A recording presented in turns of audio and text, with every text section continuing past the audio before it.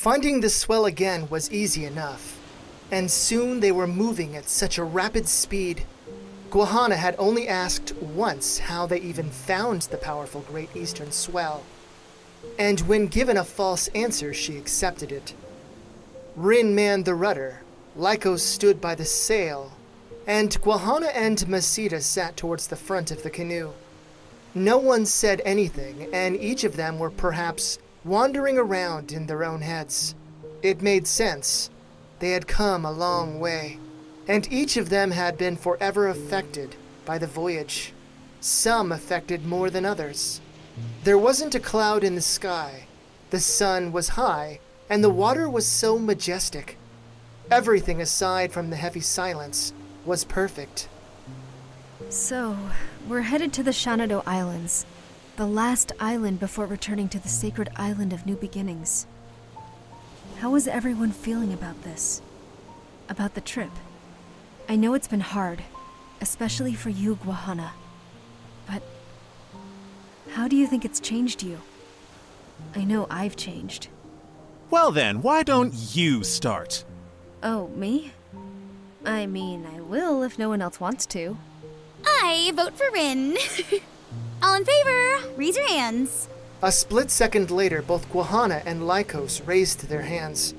A small frown had emerged on Guahana's face, and she stared downward away from Rin's eye contact.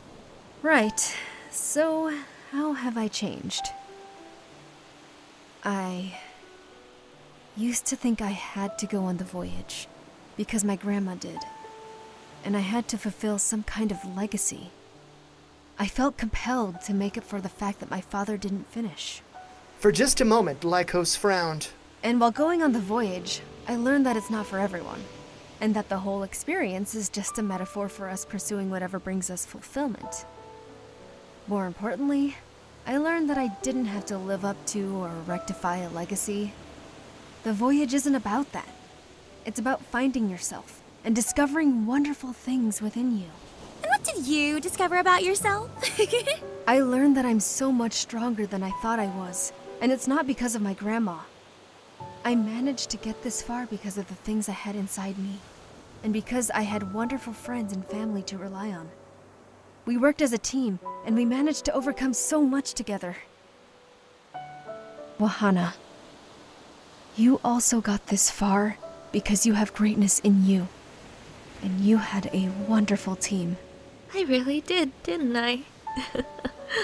The voyage was so much scarier and more intense than I thought it was going to be, but I overcame it so far. Once we complete the voyage and become Great Navigators, I know I'll be able to do anything I want.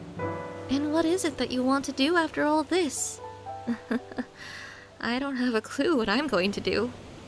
For me, this was the biggest driving force for my aspirations. Now that it's almost over, I was the same way until recently. Like, the Siretasi Island recently. I just figured something would reveal itself to me. And it did. So, now I know what I want to do. Please tell me you're not going to pray to Sudaiba to make you a Siretasi. Wait, can she do that? Lycos, you're a genius! I mean, she transformed the original Aoela into the Siretasi. I was joking. Well, now it might be something I ask about. As for after the voyage, I think I want to become a servant of the voyage, with the aspiration to one day be the preserver of the voyage. Now that sounds like the perfect path for you.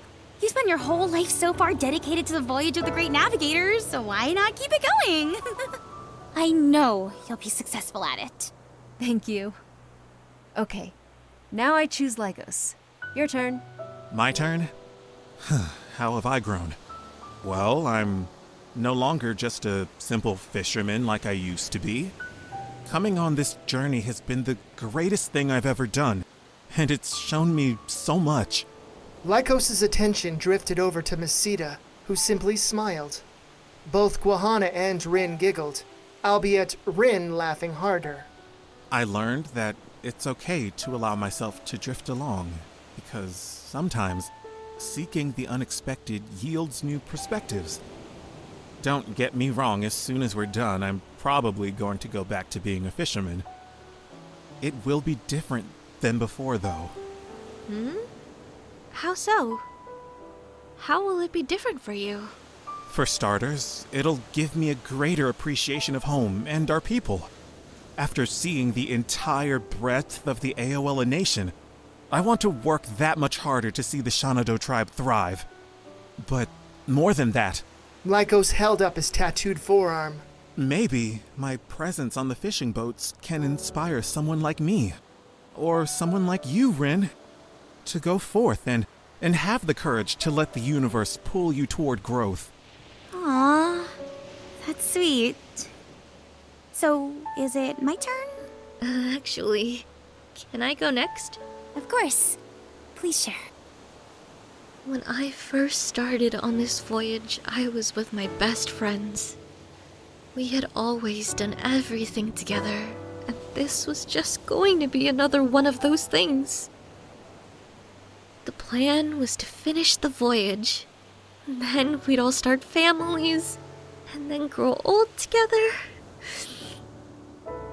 We were so committed to that idea, and I just knew that we were going to get that happy ending we all wanted.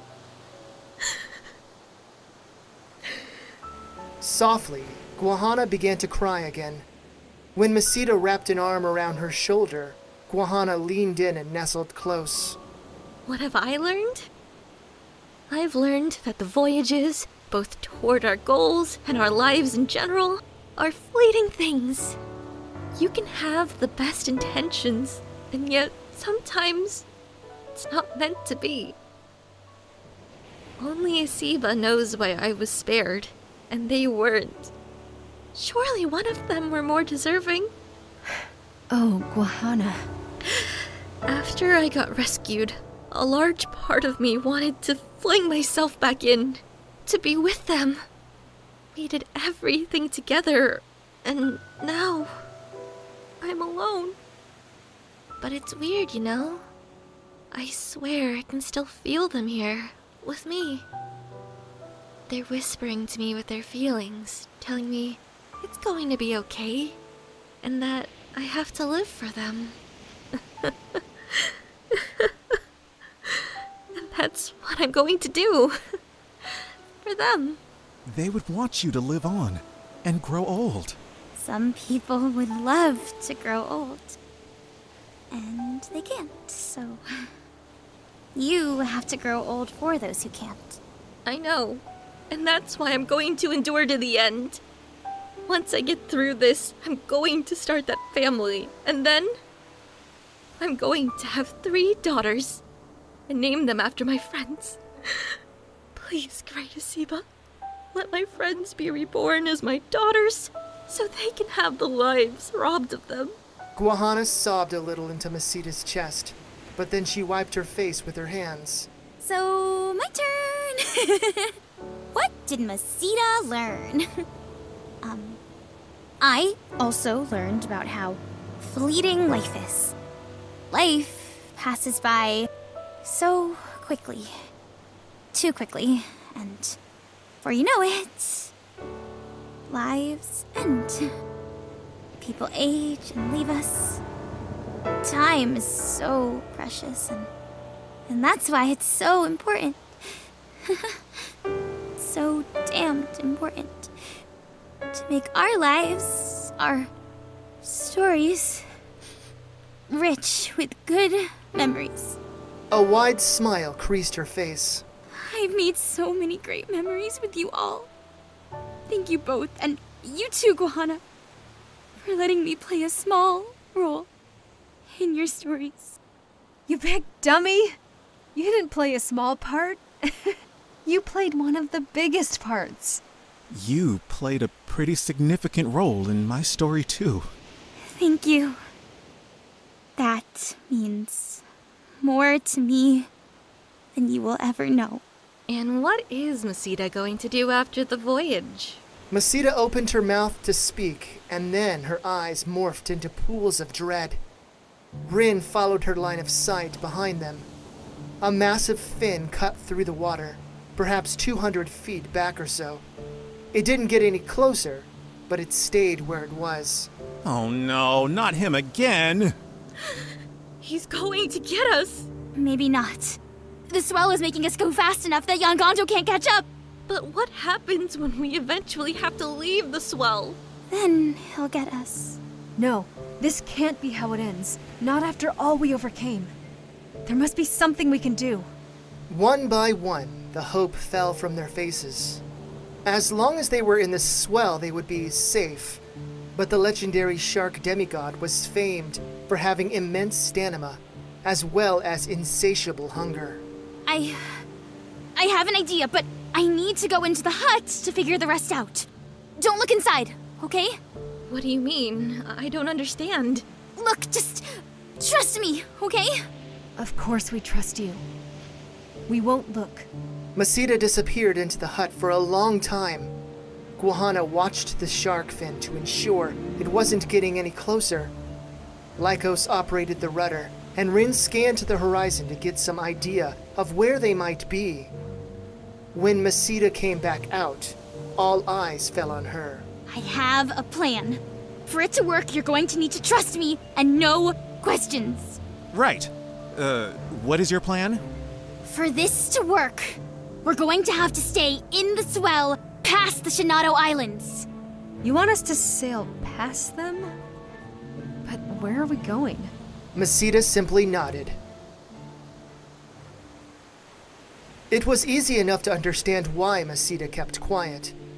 How was she going to explain to Guahana that she knew whatever it is she knew without revealing her big secret? There wasn't a way of Masita telling him or Rin about it without making Guahana even more suspicious either. And so, Lycos, Rin, Masita, and Guahana sailed on, day and night for many days. Yangondo never tired, slowed down, or deviated from them. Damn that shark. Once a day, Masita would disappear into the tent for a great while, and when she came back out, there were always full rations and water. Today, however, Masita went into the hut 3 times. It was Lycos' turn to watch the shark fin when Masita emerged from the hut. Lycos, you're going to want to get in the rudder for this. It's time to leave the swell. We're doing this? Okay, I'm ready. But where are we going? Masita pointed to the distance, to a very small island coming toward them quite swiftly. There! Sail towards the island, avoiding Yangondo while we're going. Guahana, watch the back and the shark. Rin, watch for tentacles. Tentacles? No. Yes! This is the only way we survive. Tentacles? What is she talking about? Lycos took his place at the rudder, and he tightened his insides. So, that was her plan. Despite the seriousness of the situation, he chuckled a little. Guahana whirled around and gaped at him, even more confused. There's no time to explain. Just hold on and tell me when he's coming. Tell me when, Masita. No! Lycos tilted the rudder and drifted out of the swell, careening toward the small island. There weren't even any trees on the island, just a bare collection of sand, pushed up by the ocean. At any moment, someone would Lycos, he's coming! From your right shoulder! Lycos tilted the rudder to the right, sending the canoe to the left. Rin worked the sail to give them the best momentum as well, and they zipped ahead. Lycos glanced back over his shoulder and saw the opened and hungry mouth flash past him. Once more, the shark's eye locked with his own. He steered toward the island, all the while watching the shark fin curve around and come back for another attack. To the left! The left! Rather than waste time looking himself, Lycos veered the canoe to the right. A bright red tentacle jutted from the water and slapped down upon the sea. The width of the tentacle was as big as Lycos' thigh. Tell me that's not Mofada. No! Quiet down and look for tentacles. Yangondo is no longer the threat. Sure enough, the shark fin slowed down and even stopped in the water. The water thrashed, and suddenly young Gondo was lifted from the ocean. Another massive tentacle wrapped around his body and held him suspended. No! Stop! I didn't mean to. Honest, I didn't know this was your domain! A third and fourth tentacle slipped out of the water. One of them wrapped around his tail, and the other looped around the front of his face. No! Mother! All of us being mean to me. With violent force, the shark demigod was pulled beneath the water. To the right! One to the left, and one ahead of us! Lycos veered hard to the right, so hard that Masita was almost thrown from the canoe. The tentacle on the right came up beside the leftmost edge of the canoe as they sailed past it. Suddenly, all at once, the tentacles dipped back below the water. They got further from the island. Okay. Sail past the swell, and then we should head north. Once we're past the swell, we'll be safe. How did you know about that? You know what? I don't want to know. You said we're safe after the swell, right? Does that mean we're finally heading home? Yes. We're finally headed home.